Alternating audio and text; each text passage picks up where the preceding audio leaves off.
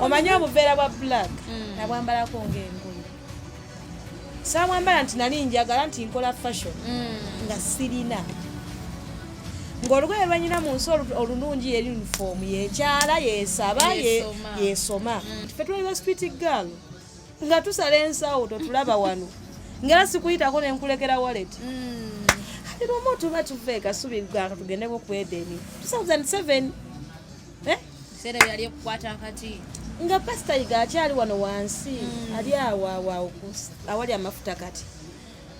tuyitawo ndi ne sister wange omu tutambula ntuukawo mpulira omuziki munda ngamba Sharifa nze wano nsuvaawo tugenda ku Edeni oyagala kuntwala mu kaliyoki lwaki sigenda wano mu church we mpulira omuziki era ndowooza nze yasooka okuba secretary awo FBS wa pastor. N'olunaku olwaleero bana enjogera ku lunaku kuli amanya n'eddoboozi namwanje Irene omwanjuzi bw'olunaku olwaleero tutambudde mpolampola ne tukakene ne wa sisita waffe ze muyitira sisita kubanga bwe tutula ffenna tulina engeri ate gye tuwayawayamu kate ey'enjawulo tutuseke ew'omukyala mukyala nakazadde w'eggwanga omukyala nze mmanyira Shakira Nash oba abasigadde n'atubuulira ebisigadde agenda kubanga atubuuzaako mpolampola atubulira amanya ge yabuze ne kubalabize ntugenda kubanga tweyongerayo mukwano tusanyuse nnyo okulaba basanga osiibye otya olwaleero 50-50 lwaki 50-50 sirikiriya bulungi solikiriya bulungi bambi si kirungi nategeddeko nti obadde mulwadde ate era okyali newakodde mumulaba akanyiriro owesente talwalanga mwavu tekyogera kyaki owesente talwalanga mwavu akanyiriro keeko kakati Shakira abangi tukumanyidde kulya Shakira Nash naye amanya gali gennyini agaffe agenda gakola ku Saturday mulumbe nze ngamba tumanyi tugende naago ge mumanyi agashakira Nash ge tuba tugenda nago Shakira ng'oba otulyazamaanyi sibadde zaamaanya enensi buli omu waatuuka alina okwesalirawo kati nze nasalawo ekyo nosalawo amanya gali ogazikize manya ki gali gennyini eri bw'otuuka eri mukyalo eri bayinda we bayita nagundi by the way amanya gange ensiga emanyi nze Shakira Nash Shakira Nash ga media wetudda ku Nash linnya lya tata wange Nashibo ndusalako obusazi Nash ate ompiseeko nnyo baaba okubya omuzinga erya Shakira lyo nina omuntu eyalimpa special teryali lyange lyajjiraawo nansonyiwa siri muntu wa Luganda lyajjiraawo nerikwata neribikka n'eryange nenga oli musiraamu oli mukyala musiraamu nazaalibwa musajja musiraamu nga bamuyita Pologoma Nashibo Ntali kitegeera amanya gange nze nakiweewa Saidat Pologoma erinnya lya Shakira lino lijja litya long story erinnya lya Shakira lino lyajja ebiseera nga nakajoininga chachi ya Pastor Yiga ebiseera ebyo ne bateekawo revival band by the revival band yali tenatandika naye nga tuli mu church nga revival band ya mu church nabyo mukazi bayingiddewo baani abo kati ebiseera ebyo nga tuzina nga tuli bwala bu portable bimanyi kolaba mubiri kati erinnya lya Shakira nalifuniraawo nga nzina nnyo so abaana ne batandika okumpita Shakira oyo webweruga ndoza tunavalo ogenda kutuziniramu nagwamu nakaddiwa okaddiye zekadda bw'okyali busupu kati erinnya lya Shakira bwelyajja omukyala nno gwateba kunyonda erinnya lya Shakira bwetyo bweryajja atugendagenda mpolampola kasavu kanyama mpolampola bwe tumanye Shakira yaani ajja atya okutuuka watuse kubanga n'essaawa yaleero ebirungi byalimu alina gye yabijja n'abagamba nti omuntu tabeereeyo nti ebirungi asanga bisange babikolerera ate babina gye bivudde ne baserebwa mu bimwegomba babako ate ne gye bayise kakati Shakira erinnya otugulidde gye lyava ate Shakira Nash yaninga yo omuntu Shakira ajja kuba bingi byokoledde eggwanga bingi nze ku bitono byemmanyiiko bingi Shakira mpulirako nti wayimba oba oli muyimbi ojja otya okuyimba oyagala ebyono segwakonye ku revival band just onda mbadde nkubuulira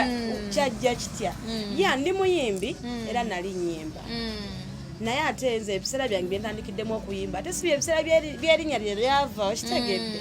kubanza okuyimba kwange ndooza kutandise okuyimba kusanzeewo erinnya ngaowedde erinnya lyakwata for the extent nti neewaffe ne bampita n'eryange yalitalowooza nti weekyusiza bwekyusa manya bibaawo nze muzeyi wange yafadda so okuyimba kwange nasooka kuyimba nga ndi mu kyaki era nakati ndi mu kyaki ndi muyimbi mu kyaki so naye omusajja wa Katonda nga akyaliwe yatulabanga mu talenti nagamba ono asobola kino nasobola kino nasobola kino kankole bwe nti olunaku lwali lumu naye kasooka empisewo kano pasita Yiga mirembe olunaku lwali lumu twali awo katuuti tuli kuyimba twali tugenda na overnight mwaka ki ogwo it was 2017 tugenda mu overnight natandikawo yiye ennyimba kati nenteekako oluyimba ku simu yange olwa Teddy what shall we do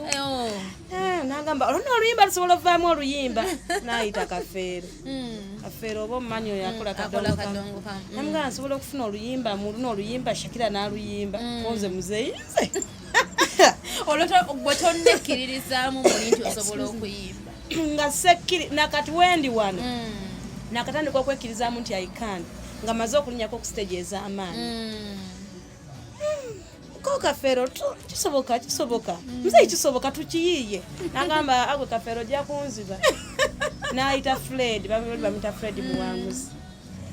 Muwanguzi nagamba tuluyiiye ne bayiiye oluyimba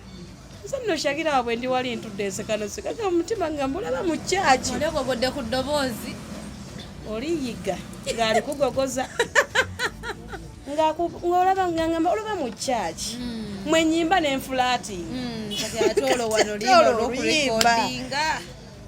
ngamba newe Katonda kyaleese kyabaakoze kyabaleese I believe in myself twali tuli awo ng'atukubira tugenda mu studio konze wangi waliwo n'omuwala Maria okozeyo rehearsal eyaki muzeeyi we kyamulobera nti kati sawa ya studio oluyimba luyiiza naawe mu studio nga noyingira ntitugenda mu studio nti nalina waka nga nzambalamu nsanga ku kyaki nga Maria bali awo bafred bali awo paka ku dream nga tutuuka bakubanza emisipi kati nga tulikodinga luno lwasula bulungi naye olwamala nagamba asula bulungi tusooke tumukatinge tulikodinga oluyimba olulala nayiyawo oluyimba amangu ago naluyiiya neŋŋamba ate lwo nenduyimba bulungi nosinga luliwa luno nagamba hatusooke luno netuyiiya oluyimba twava mu studio nga tukoze ennyimba ezo ekiro ekyo studio twajingira ssaawa emu twagivaamu emu eyokumakya nga tukoze ennyimba ezo era ngenda otuuka ewaka nga ennyimba zikuba ku lediyo ezo olwosula obulungi nga olutadde nga zikuba ku lediyo naye nga tuzikoze olunaku olwo neŋŋamba nno Shakira olugendo lwange lulabika lukoze ekyo lutandise naye nga nzize waka nga nze n'emisipi ginsaze mpi olwo ekitone kino kikulumbeeko eriyo abalinamu ku kitone ekyo kyokuyimba gye bali bangi lwaki wali tewekkiririzaamu nga eriyo okubayimba nali nekkiririzaamu nga anyway nze nakula njagala music era ng'obulamu bwange bwa music kuzina ng'ebyo ebintu byensinga okola okwagala era nga osabula eŋŋoma ne wembaawa nziruka so okuyimba kwange bwe kwajjira oluyimba lwange nasooka okulikodi nga bali baluyita nakikolerera nenzirako olulala baluyita bwewakiŋŋamba bwewakiŋŋamba bayizayo natera okufuluma ne vidiyo nenzirako sula bulungi kati muzeeyi nakati akyakikuba kati muzeeyi sula bulungi yamunyumira nnyo nagamba tusooke tukole ono vidiyo tukola vidiyo netugita vidiyo netambula olwo Vixi nyo ne yalimu mwamukonvisingirawo naye oba ng'okyali ku oyo nno wasula bulungi ati wonalaba vaccine bwakagwamu ye twamukwatira nawo nga driver we namuga jangu oyo okole mu video ate n'abizannya ye kyemmanyi ku pastor Yiga yetabeera n'abantu batali creative nga buli amwetoolodde olina okuba nga oli creative bwagamba esaayo nti kuba omulanga you have to make sure nti okuba omulanga ate n'amaziga ne gajja kubanze yatawe musange eyo waggulu ku kyakya awasemba n'agamba awogana wokukataka akuwulire n'owogana n'ovaayo nga muno omukulumaga nga katojja kuyimba so lugendo lwange olw'okuyimba wetu lwatandika era weerute lukyagenda mu maaso naye nga lwava ku musaka n'essawa ya leero ekitone kyo okyakikwasiza kati ssaawa eno oli muzibu kindi mu musaayi nyinza okuba sinnafuuka nnyo but wendi ndabawo ewewaawo bweseno kyatambula tulina omukyala amanyiddwa nga Shakira Nash gemanya galya sente Kampala wano yagambye gali tugaleke wowe natonaba kubanga osubscribinga mukwano ogenda ku channel yaffe tekamu olutambula mu Uganda tutere mu programu yatasobola mugenda kubanga ogifuna likinga sharinga commentinga mukwano tugenda kubanga ofunira ddala bungi nnyo nnyini ddala tugenda kuba tuyongeyo n'omukyala nabagaye tugenda kukwata mpolampola olugendo lugenda kuba mpolampola bwe tunyumirwa bwe tuseka lwaki nedda twakoye embeera y'ennaku ey'okubanga buli kadde tubeera mu kukaaba kakati omukyala Shakira besides okubeera nti nobadde oyimba oba okyali muyimbi otunyumiriza olugendo lw'okuyimba ne mukyaki ya omugenzi Pastor Yiga kati ekitone kino ekya media ogiyingira otya media anyway waliwo ebintu ebijja omanyi tuba n'enteekateeka zaffe naye nga ne Mukama alina enteekateeka zaffe bw'oba n'ogamba nti nze nsoma bwa tica kumbe Katonda akwagaza busuumu oli n'asoma nti nze nsoma kubeera dokita kumbe agenda kuba musawo muganda kitegera so byebyo Katonda ayibaina enteekateeka zaffe naye nga naffe abaana b'abantu tulina enteekateeka Katonda n'amaliriza nga ye bw'ayagala nze media ennyingira gye namugiyingira nsobola okunyinza naye n'oseka kyalinga kirooto bwakya kumakya kuba nali nyina gye nkola by the way najja ekawalano za 27 ne tubeerawo omuzeeyi n'atuzaala n'atufuula abaana n'atulera n'atukuza abamu n'atuweerera n'akola kye ne kati natukesa nalina wenkola nga nkolerawo Pedro P ekyo ekizimbe oba okimanyi ku Lumumba awo nga wenkola ne lwaki olunaku lumu omuzeeyi n'aŋŋamba ngenda kukuwa omulimu mulimu ki olete mu kyaki nga mwendi nagamba yi bagenda kumpa leero bwa Asha bagenda kunyongerako bwa Asha naye ndakuwa omulimu kuze mulimu ki naye newandika application nga osaba bwa secretary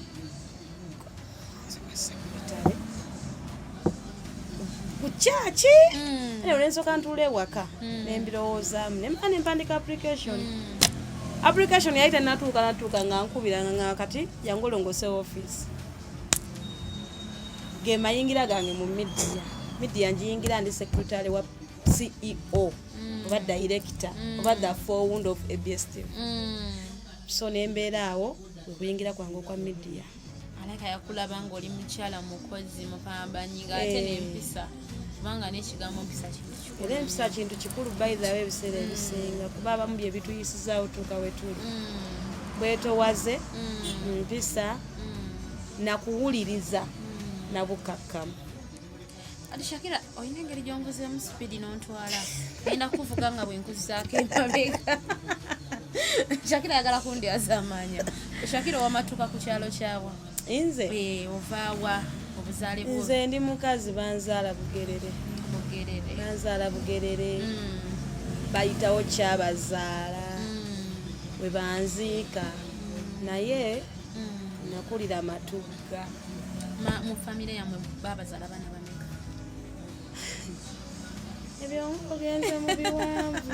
twagala kumanya Shakira era n'omulabi waali eyo n'akwagala n'akwegomba amange yanzaala omwana omu amange yanzaala omwana omu eri taata wange bati taata wange yazaala abaana bangi abasajja bahaji era yali haji with 4 ladies tomunyumiza kuba yayinamu tebabanga bangu bazaala yanzaala mwana omu mama wange eri taata wange mama wange ne mufiiro nakula na step mother wange so okusomako awo Shakira atandise ageze ku ssomero byali bitya wasomera amasomero amaka omanyi mulimu gw'osanga nga yayiriba amasomero nze gonna gayiriba ng'akugamba watula nakubalira tegaggwayo nagayiriba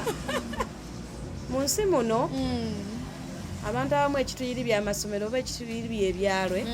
kufiirwako bazadde bo ng'oli muto nze I lost my parents nga nkyali muto so nentuka ekiseera nga buli omu gyayagala jazza okitegeera ono senga bwajja n'atwala oli anko bwajja n'atwala ono okitegeera kati which means nti ono owe Kasubi wakutwala osomera Kasubi owe Nankulabye wanakutwala osomera Nankulabye owe Makindi wanakutwala ng'osomera Makindi but inshallah Mukama yanteekako ekisa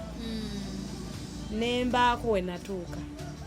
nentuuka neneesaliro nogaa kati sikyalina gyenzungira olongo oli mu myaka emeka gyesalirawo natuuka okwesalirawo sebo nga n'emyaka nga 15 nga tonyega wane Uganda omwana okukula okutandika okwogera okugamba ndi kati njagala kino myaka 18 it depend okuzootya embeera ekkuba n'okula wakati ffe twakula ebirowoozo nga tukyali bato mu myaka oba okitegeera nze nasomera ninayo wewe nasomerako kasomero bakaita happy primary simanyi happy times by the way kali eyo mukyalo nensomerako mpaka nasali mpaka nga P1 nenvaawo nengende Kenya nagenda okukomawo nga ne MP6 olanya kutwala Kenya bazunza olo bazunza waserebwe wakutawanya ngo kyali muto okimanya abamu tuli wano nga ne Kenya tetutuukangayo mwine nnaku nolo bazunza oli asikaze eno nasikaze eno oli atutte Kenya ne Kenya mbuuza navaayo ntya ntuuka Kenya ono ndi MP6 ngenze wasenga wange senga wange anfuukidde ekizibu senga wange anfuukidde ekizibu nze awusigalo nze biki wali Kenya ng'osoma yakukiriza ng'osoma olwonsoma naye ovanga kusoma ng'otuka ssaawa 3 ku ssomero naye ng'owatuka 10 n'egyo nembeerawo twali tubeera mu district bali bagita Bungoma nengera ku makya neŋŋamba naye nze gwe babonyabonya bwe bati olwo Kenya oyogerera lulimi ki twali twogera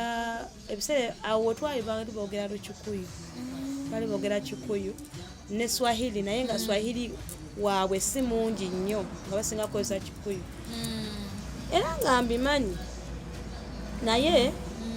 kati nga nina tatange yabeera Nairobi muganda tatange omuto lwaliro ki olunaku lumu neŋŋamba nze sigenda kufiiramu nenkwata baaga yange nenjiweeka ku mugongo nga mulimu uniform yange nentambula okuva e Bungoma mpaka Nairobi obigere naye ng'olinga atambula okuva e Kampala mpaka Mbalala ebyembi bisekero lwe lugendo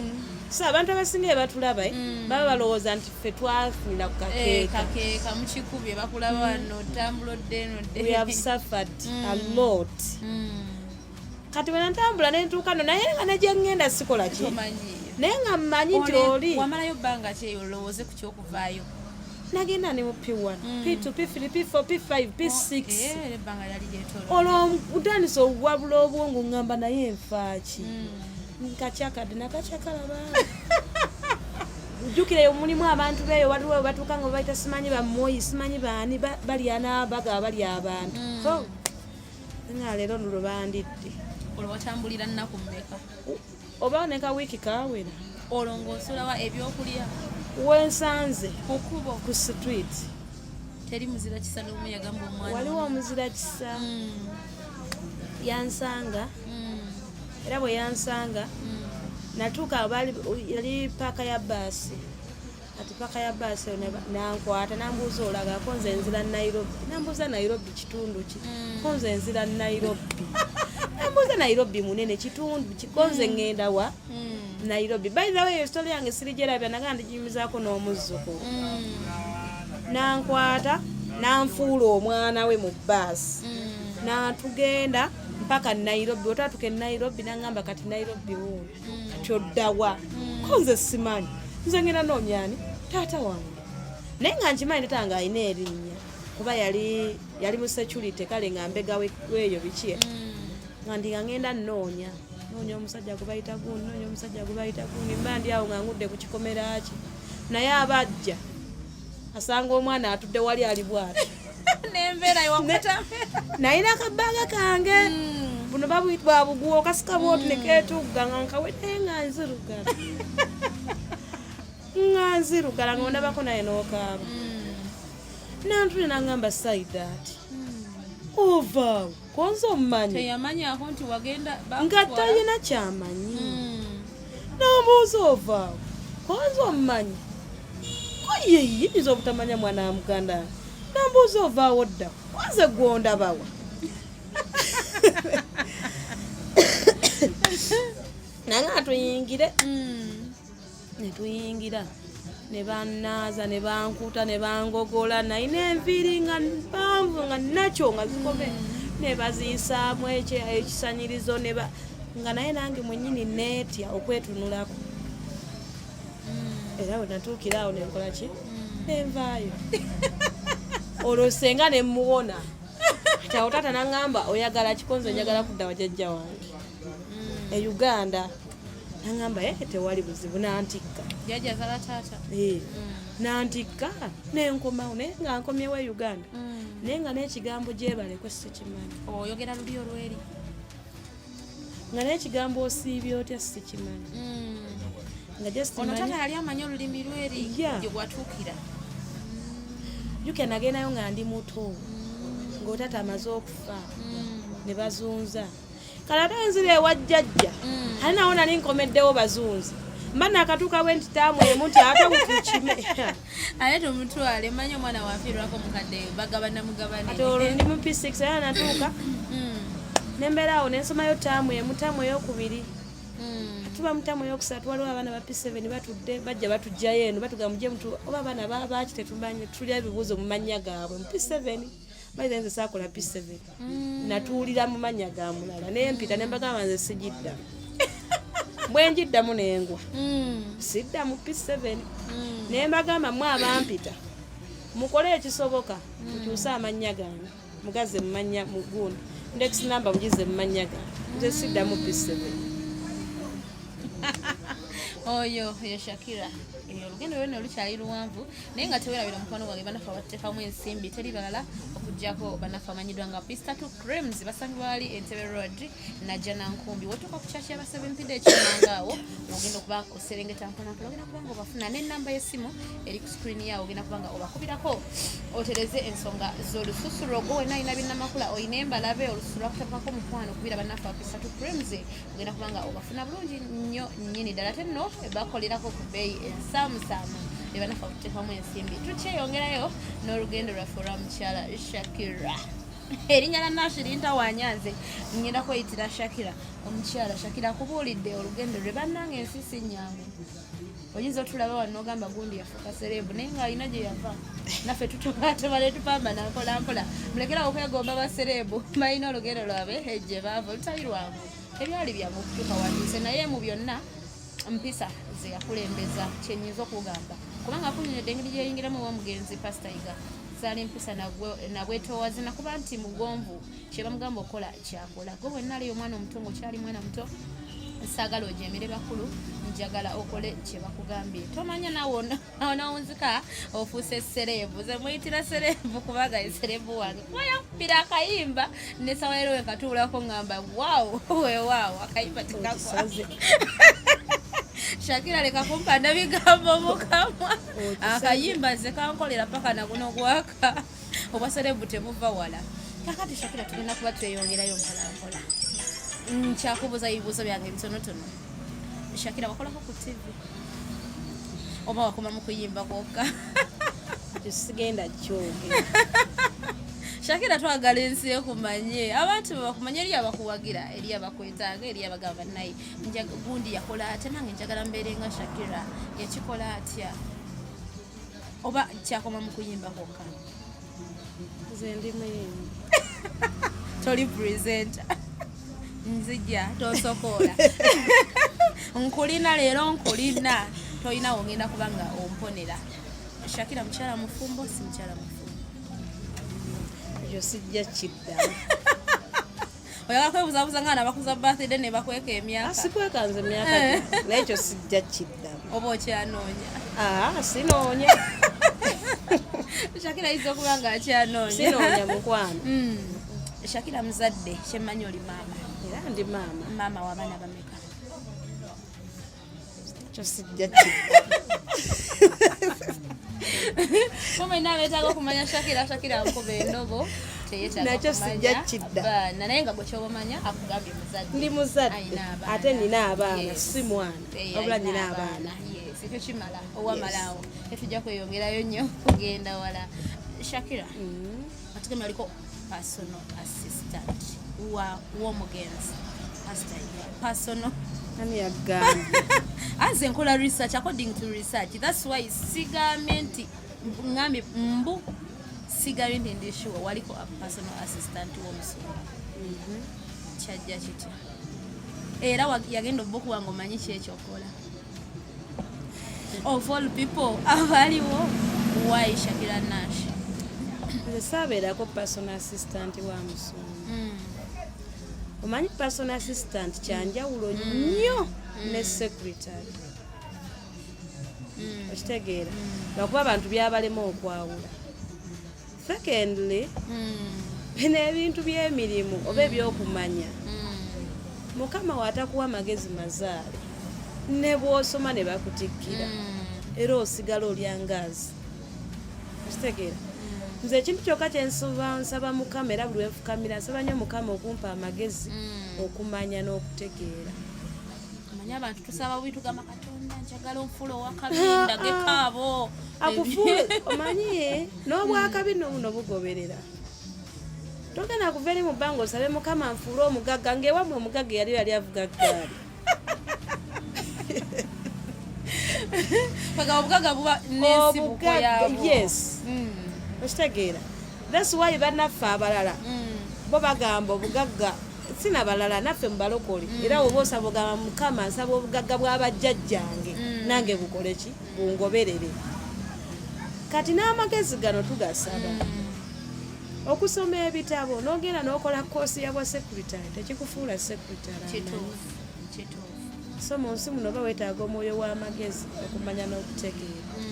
nze nange saamanya lwaki yalonda nze kuba ebbanga lyonna lye yali aliwo yali tamuyina secretary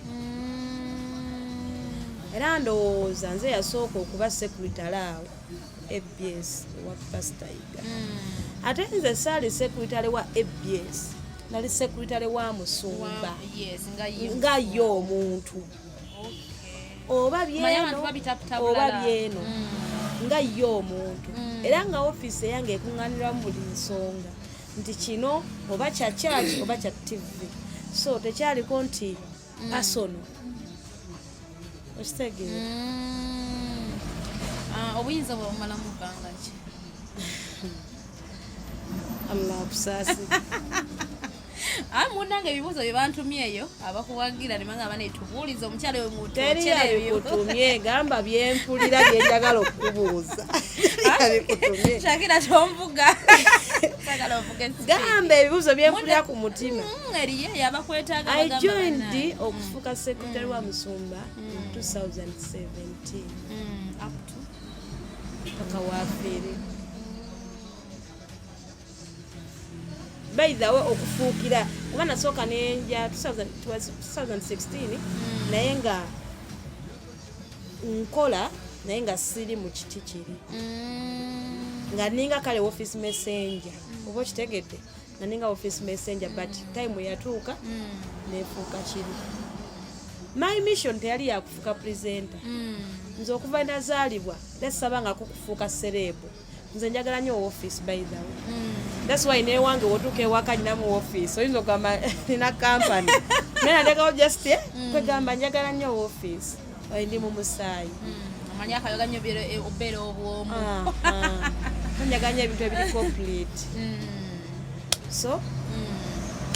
okay That is Shakira for you. Go when I actually go now. We are going to program. We might do a Nina. Go. Shakira ne katonso kola tuli mu program emanyiddwa nga tasobulamu wekino lwairo wetukyusizaamu ko katono nnyo tubeera mu mbeera nnyo ey'okukaaba netugamba bannaye tukaaba kino Shakira tugenda mumutaasa tumugulye naye ne presenter naye mulwadde mutusonyiwemuko katono nnyo ne presenter naye mulwadde kakati Shakira enakubuuza yakabuuzo omanyi leero oli wakunwekoolira mu mulago ogenda kubuuza akabuuzo katono nnyo Shakira ayimba kika kya music kikaki ndi mu bandi music tolowooza nko kirowoozo kikubaayo kukyusaamuko nakifunako nenjiyayoko n'oluyimba nendukola naye bazabaaka faya ate lutya wabbalubbe muzeeyi by the way covid yasooka salubba nalwe balumpa ne balumpandiikira nendukuba nange nga ndwewulira ati muzeeyi nga mulwadde ngenda gyali mudumupuleyingira muzeeyi wulira akayimba kange akapya ndi musanyufu nga kujja kukasasiro baleeta nyimba ng'oleeta olwo alina gyeyali yakutuningira nensiriikirira kale mu mutima nakogga neŋŋamba ekintu kyange kyembadde mpulira nga kibuuminga kati okuba nensala pressure nga kansigala omuntu gye yankulyetingira kitegeera so siina nnyo kigundi by the way band music w'amaanyi kituufu bakola tebamutegeera naye womuwa obudde owulira nga w'amaanyi lwolimba lwotula n'owuliriza nga lulimu message nga lulimu ekibuli kimu era sobola kuva ku bandi kati kuba nali neewagudde naye wemukwewagula banjiwa bakuzzayo n'olimba naludiriitinga nendukanyuga simanyadde n'ekigambo ekirulimu Shakira tugenda kuvuga nagambe tukuvuga bwe tukuzaake tujja kwevuga anti bwe tuddako maaso Shakira musiraamu ajja atya okubeera omulokole ebyo bya bulijjo omanye omuganda agamba ogenda ebulyambwa olyaki kati nange natuka ekiseera omuntu eyansembeza nanjola nandaga nti mu nsi olina taata nti mu nsi osobola okubaawo ng'oli bulungi yali mulokole nga obviously nyina fuuka muki mulokole kati nga nange nkifiiringa bayinza okujja mu mulokole kankunyweyo akasitoolo nali mbeerawo kasubi asenga wange senga wange nanyiiza ne mutunda n'omutunda ebyo tubireke ebyo bya family kati tubulaku lumu ng'olwo ensi entamye ndina ku street fe tulaba street girl nga tusala ensawo totulaba wano ngera sikuyitako nenkulekera wallet kati lumu tuba tuve kasubi gaka tugendeko ku Edeni 2007 sere byali okukwata kati nga pastor Yiga akyali wano wansi ali awo awali amafuta kati tuyitawo ndi ne sister wange omu tutambula ntuukawo mpulira omuziki munda ngamba Sharifa nze wano nsuvaawo tugenda ku Edeni oyagala kuntwala mu kaliyoki lwaki sigenda wano mu kyaki wempulira omuziki tuuka mu kyaki lwanaku lwaku nga kiri wali ng'abantu bagwa ebigoli nga nze temungwira era nga mulyango gwe neepena nze just njagala kusonga wa genda wali katuuti kulaba bana bazina lwaki bo bakikuba ntuuka kati saaviisi eggwa ntudde abantu beesuula sibitegeera saaviisi eggwa waliwo omukyala bamwita Kashemire era omumanyi ng'agamba twagala abayimbi abazinyi abagenda okuba nga muwerezaani angaze wano sisukka nga nawanikirawo omukono bagamba nze ayagala ojja kujja ku lwomukaaga mu practice ologowaze naye yali kuki agenze akulese yandese agamba era yangamba laba nno zolo yagenda mu ndongo munyumiza abalokole nga nja ku lwomukaaga mu practice nazina amazina toyeseka mu kidongo olwo bayiwa abaana nga tuli wali nga 100 bazze kuyingira kwaya nazina amazina kusande bampeerawo uniform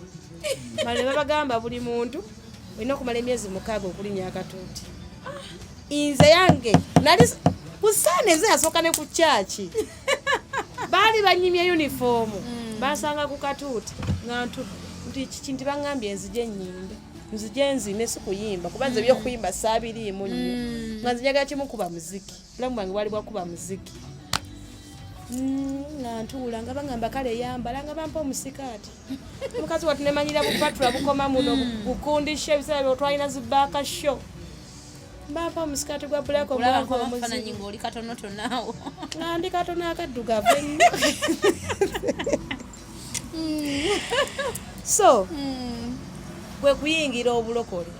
Nayingira obulokole sayingira nti nali njagala kulokoka.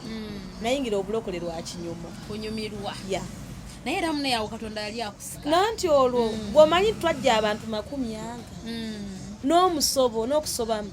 ne balondamu nzoogo. Bano bajjanga balondayo mpola mpola. Ate nga bali batugamba pastor Yiga okukiza okunya akatuuti olina mala emyezi 6. Ngoba kuweereza osula ku church buli lwa 6 musula mu overnight. Paka myezi meka. Najja ku lwa 6 practice kusane ne nya akatuuti zitonyomesa. Mwoyo yali akusika era nga akweta. Nze nganzina. Nange nga neti. So kwe kuyingira obulokole. Katonda najja nga nkyusampo. Najja nga nkyusampo. Paka kati wano wendi kati natufuka omulokole omujjo. Wamala no yatula. Nayatula ndoze emyaka kati ng'ene emabega. Omanya tubairamu naye mulokole si bwangu kwatula. Si bwangu kwatula. Oyinza okwatula emirundi nno nga 15 ng'okyaliko kikwete ekintu. Bamala ne bambatiza. Linnya ki eri obulokole ne bakuwa? Ekyo kyama kyama. Nasigalayo ku lyange. Anyway, Katonda it doesn't matter wabakuyise. Nasigalayo ku linnya lyange. Kebera mutima na mwoyo. Weewaawo tukyagenda ddala mu maaso n'omukyala amanyiddwa nga Shakira. Tewera banafu bateekamu ensimbi bamanyiddwa nga Pistatu Creams. Basanga bali Entebbe Road najja nankumbi. Bw'otuuka ku kyakya aba 70 eky'Emmangawo kwatiserengeta mpolampola ogenda kubanga obafuna bulungi nnyo ddala. Ennamba y'essimu kweri ku screen yawo bakubireko mukwano nga weetaaga okuba nga otereza olususulo mukwano weetaaga kwerukamu olina balabe olina binnamakula totawaana kubakubi ennamba eri ku screen yawo banafu ba Pistatu Creams bagenda kuba nga bakutereeza bulungi nnyo olususulo. Nga wenna atonaba kuba nga osubscribinga mukwano ogenda ku channel yaffe tekamu olutambula mu Uganda obutereevu ogenda kuba nga otufunira ddala bulungi ennyonyi ddala bagambye program y'olwairo eyataasa obulamu aye tugikyusizzaamuko nabagamba yo tuli mu kusaba buyambi tuli mu kusomesa eggwanga engeri omuntu gy'apambanamu obulamu okutuuka ate watuuse abacelebrity bangi nnyo mubalabye bavulumula amamotoka bavuga naye nga tomanyi lugendo lwe lwali lutya gobadde okimanyi nti Shakira yasulako ku street obadde okimanyi esaawa zino kutuuka wano watuuse mukwano olugendo lwe terubadde lwangu nnyo naye nga kyembakutira ziba mpisa na bugumiikiriza nakubeera muwulize kubanga omugenzi kyeyamugambanga omugenzi pastor Yiga awumula emirembe kyeyamugambanga nti nkwetaaga oyimba essaawa zino nga talina excuse yonna ng'akola ekyo kye bamulagidde olugendo lwonna we lwatandika mpola mpola naye nga Shakira ye nkyamulina ebibuuzo yammwe nkyabimwokya bingi nnyo bikyali leero tampona namuga leero tagenda kumpona bukyanga anziruka leero mulina Shakira tugenda kweyongerayo mpola mpola ne mboozi yaffe Shakira ennaku zino ninawe nkulaba simanye ekirowoozo ekyo wakijjawa Shakira nkulaba ku TV onkola programu emu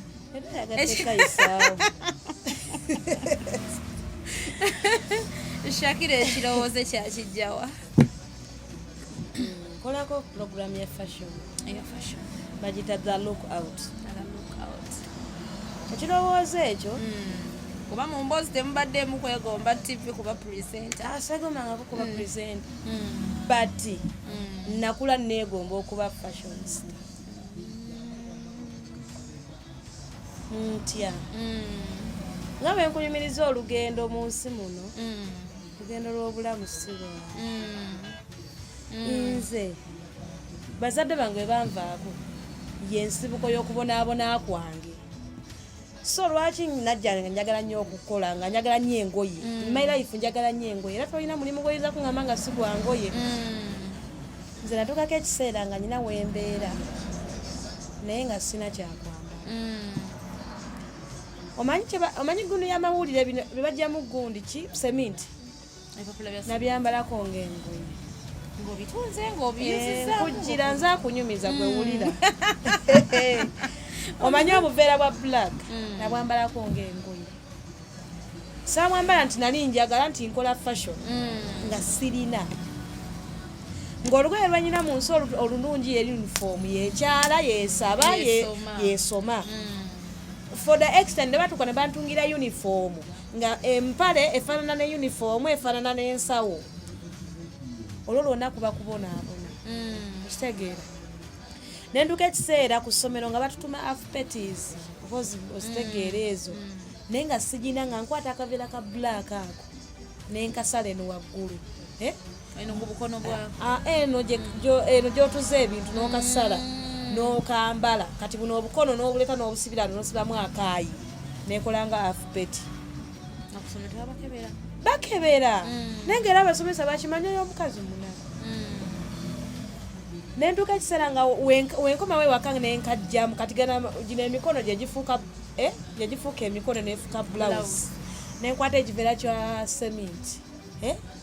nenkifuula sikaati so era lumu neŋŋambako lumu yali senga wange lwakuba yafa yampita nantungira gomesye nantungiramu obuteteeyi nemuga nensenga wenaaba nkuzi ŋŋenda kufuba nnyo mbeere mmodo naŋŋamba lwaki mmodo nga mpulira njagala nnyo okufuna engoye naŋŋamba no bodo si yaba neki n'ebyengoye fuba nnyo ofuna edduuka ng'otunda ngoye ofuuke fashionista konze kati nekinkuliramu era nga nze nakula ngamba nnina okubeera ne botiiki ate esinga mu Uganda. That's my mission. Era I love fashion not because nti nkola mu ngoye kyava buto nga gwomanyi kyekiwulikika okera ku makya ng'omwana we ayita bute naye ng'oyita bute nga kitaawe yafa everything weekiri nga buli kimu weekiri so eyo embeera yampaliza okuddamu ekyo ekintu.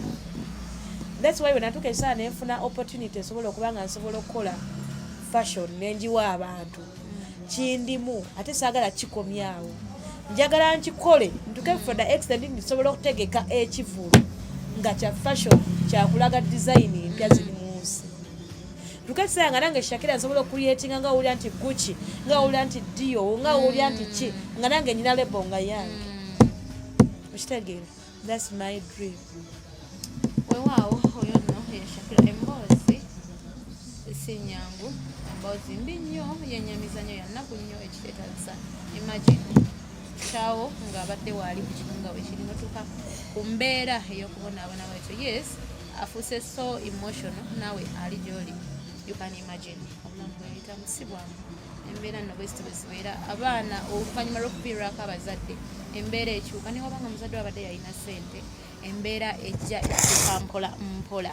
Yes temumunenya okufuuka emotional ajjukiddemu embeera eyo. Imagine gwatayambalangako ku buveera omwana w'omuntu gwe bamanyi nti mugagga atuuka okubeeramu eyo embeera. Yes weewaawo baneego wena ayakatuyungako mukwano dream program emanyiddwa nga tasolamu gwatanaba kubanga osubscribing agenda ku channel yaffe teekamu olutambula mu Uganda butereevu ogenda kubanga otufuna. Tulina omukyala Shakira nze erinnya la Nashiri mbuzaabuza lintawaanya omanyi eki ze bintabula nyinza okwerumirawo kamuyite Shakira ekyo kimala kakati Shakira nga too closing okuva mu kifo kino nsaba ombuulireko ku birungi byofunye mu media. Nze kitwala wamu nti media kozi tukulabidde ku TV tukulabye mu kuyimbira tukulabidde ku mpewo birungi ki byofunye? Mundabye mu kuyimba mundabidde ku TV mundabidde ku mpewo ne nange mabegamba nkola ebyange ebintu ebyaffe ebimu tetukyabiraga ku mpewo wabula olaga nti angeze naguze iPhone n'obalaga abantu enyina iPhone abamu si balungi betambuliramu abasinga si balungi abamu tebagala kulaba muntu nga progressing ne family zaffe yes nebekulabulabi ng'olina 1000 mu nsawo kimu so nze birungi byensinga okwebaza byenfunye sijja byebaliza nnyo mu media byebaliza mu bulokole since when nalokoka oba since when nakkiriza nti Katonda akola akole n'okundaba ku media kivudde kubanga ndi musabi okitegeera so nyina kusinga kwebaza Katonda nti Katonda yankozeemu ebirungi bingi Katonda yanetera okubanga nsobola okubanga ndi ku media Katonda yanetera okubanga nsobola okulaba nti nyimba amaanyi ga Katonda era ge ganetera okubanga nsobola okulaba nti ntula mu kamera ne present okitegeera nzishakira si magezi ga ssomero si mpapula si kiwabula maanyi ga Katonda maanyi ga Mukama kubanga sigamba nti nasoma nnyo ekiri awo nti oba nyina ziddiguli sina diguli nze ne senior 6 saagitunda guba mukisa gwa Katonda bagugenda kukozi bangi abasomye ne degree nga bavuga bigaali era kyembadde ndokugamba nti tuyinayo betumanyi nga basomye naye nga bali mu booda naye nga naffe kyetuliko tebannakikola tebannakituukamu saagala neebaze nnyo midiya njagala neebaze nnyo Katonda Katonda wabanaku teyeebaka era bw'olunaku lwakuviirayo akuviirayo n'omutima gwe ebirungi byange bingi sijja byogera bayira ekisooka nina boutique ebirungi byafunyemu mu bulokole si mu media mu kubeera nti oli si mu media yes kuba nze natandika n'okukola boutique nga siri ku media nga tewalina mmanyi abantu nga bamanyi ndi ku TV nti nina gwe nkolera ndi mukozi naye nga siri media era sijja kugamba nti ssente yange gye nasooka okwekulaakulanyizaako yava ku media sigifunangamu wadde ekikumi okitegeera ebirungi ebyange byenfunye mbifunye mu kkanisa nti buli wensaba ne musiza ne mutendereza Katonda n'akola nina boutique 2 nina eno gye tutuddemu kati nina n'endala eri awo Kiddemba tukka n'ebirala byesijja kwogera akeesigalizo n'ebirala byesijja kwogera omuntu alina kwemalokosa nnyo n'owemalamu bantu kutegeera nnyo kati Shakira besides ebirungi bibi ki oba bizibu ki byosanze mu lugendo luno okutuuka n'otuusa nyabo waliwo omukyalo omu gwe bagamba nti olugendo lw'omukwano olusanze munaga asanze ebinnya ebisiriko ensozi n'ekyoba omanya nga we yabisanga nange byensanze nsanze abalabe nsanze emitima gye nali simanyi nti mu nsi mulimu emitima nsanze ababi nsanze enewe ebizibu bingi akutunulira n'akusekera naye nga mutima ategeeza kirala akutunulira n'ayogera naawe naye nga gwadda mu mabega bw'ati ayogera kirala akwagala okulaba essaawa eyo nga gwe eva akwagala oli munakuwavu abo nabo gye bali tulina ate abalala nga ye buli wakulaba ng'oseka kimuluma oseka otya lwaki kikamutambule lwaki aseka alina kaaba abona tubasanze n'olw'ekisa kya Mukama kyatubeezezza sala yokka nze sala yange kamina n'ogamba Mukama gw'onwanira entalo nze sirwana Shakira twana weewaawo akutegeeza nti wano wetutudde boutique y'omukyalo ono bwena alina akavazi ke weetaaga jangu buzi ogenda tuwanna endagiriro kuba nandiba nga simanyi kulagirira bulungi kati omukyala Shakira agenda kuba atubulira bulungi nnyo wasangibwa gwe wenna yeetaaga obuvazi obwakabi oli mwana wa bwala oli mwana wa bulenzi weetaaga okubeera nga oyambala wamma n'oyita w'oyise nga bagamba kyekyo agenda kuba tubulira boutique wesangibwa mwe mwenna abaagala engoye outfit eziri latest byonna tubiyina buli outfit gy'olaba eyakajjamba nayo kati mbawo endagiriro nti tulagiriza kyemmanyi tuli kukyekawaala bw'ova ku kyaki y'omugenzi Pastor Yiga ng'otambula odda e Kasubi boutique eri awo mpolampola mpozi waliwo ffe tutera nnyo okutunda online era ne online era omuntu aba yeetaaga tutera okutunda online naye gwe wona ayagala okumpagira ng'owuli oyagala outfit eziriko siseera ngoye zange but mbeera n'engoye ennungi sibeera nangoye eziri common mbeera n'engoye ennungi omuntu lwanayambala wamana ng'owulira naawe oyambala olugoye nti naawe n'owulira nti njagala kwambala mba nazo nsangibwa Kawaala gwewe nayagala okunsa wabava mu tawuni osobola okulinnya n'ovaamu ekasubi n'olinyawo boda era botiki ogiraba eriko Nash Ladies gwave ebwayise blablero botiki ogiraba eriko Nash Ladies abasigadde osobola okuyita ku ngundi platform zange Nash Fashions weeri ku Facebook erina page go like follow us kuba kuliko engoye ez'amaanyi kuliko engoye zetuteekako zetateeka na mu dduuka nga zo special inakuba nti alo njagala kano tutunda nnyo online osobola ogendawo namba zange ez'essimu zibaako osobola okunnoonya Shakira Nash ku Facebook era mbeerako ne outfit n'ebintu byempostinga ku Instagram yange era mpostingako nnyo engoye era Shakira Nash wa ku Twitter nayo nagenzeyo twalumbye nayo twalumbye nangambye ate munaye nakomawo era Shakira Nash YouTube video era tuziteekayo nga zangoye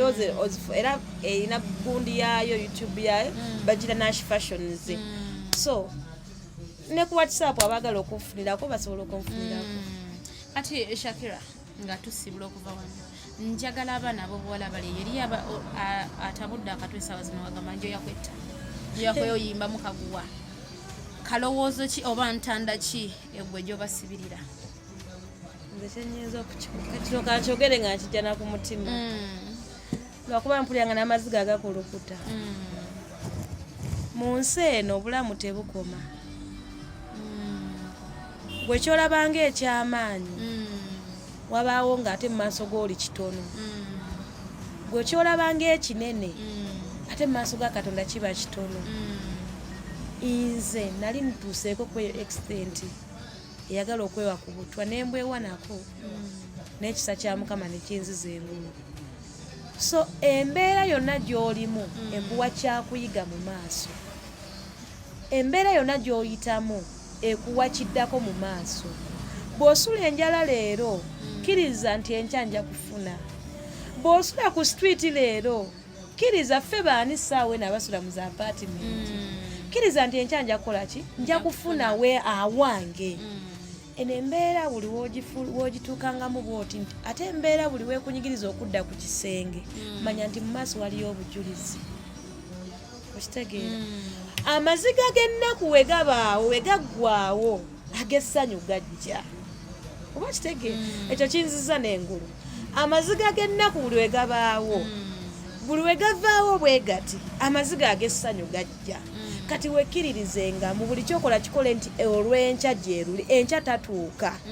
enkya gye tatuuka gwe buli kyokola kikole nti leero kiganye naye but tomorrow olw'enkya lwange lulina okuba olw'enjawulo believe in yourself breathe in you va ku bantu bano abantu betufacinga batukyamya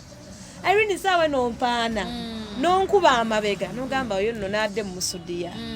naye gwe weewaane weeyagale weerabewo soka weeyagale nga tonneeyagala teri agenda kukwagala nze nyina ekitabo kyensinga okwagala nnyo mu bayibuli bakya Eseza ensonga zange lwaki njagala ekitabo kya Eseza omukyala yava wala yalwana n'atuuka ku buwanguzi so mu bulamu bwensi no soka weeyagale yagala gwe kyoli oba oli munene oba oli mutini oba oli nze Shakira nali musiiwuufu nali muddugavu ate muganda nakwata mu kizigo obuddugavu bw'embeera nali muddugavu jjukira nga nsula ku street nga ffe tusula awo ku kasubi awo banene bavaawo ffe ne twebikka naye Mukama akola so ebiseera ebisinga beera ggwe yagala ggwe lwana ku ggwe fuuka ggwe ogenda tuukaku ekyo kyoyagala weewaawo ebigambo by'omukyala Shakira nno weebityo weebitambudde mukwano mukyala akuzizaamu amaanyi go wennaliyo ngoyo yakwewa butwa nabagamba dda okufa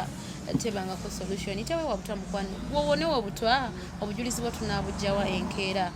gwe wenna atanaba kubanga osubscribing ambajjukiza nti genda ku channel yaffe tekamu otambula mu Uganda osubscribing ko nako mukadao ka personalizing ogenda kubanga ofuna notification buli mboozi yonna gye tuteekayo ogenda kubanga ogifunira ddala butereevu tewalabira bannaffe abateekamu ensimbi teri mulala okuggyako P3 Creams basanga wali enajana nkumbi ku Ntebe Road bw'otuuka waawo ku kyakya ba 7th day ekyemmanga ogenda kubanga oserengeta mpola mpola ogenda kubanga obafuna bulungi nnyo enamba za simu kwe ziri ku screen yawo bwetyo nno wetutambudde ngenda kubanga mbateera wano n'omukyeboozi omukyala Shakira bwetyo webadde kansubire gwafunyeemu kyofunyeemu opiikinze ekyokuyiga okiggyemu sigenda kubanga nsukako wano amanya n'eddoboozi sigadde nze namanje Irene Katonda abankuumire.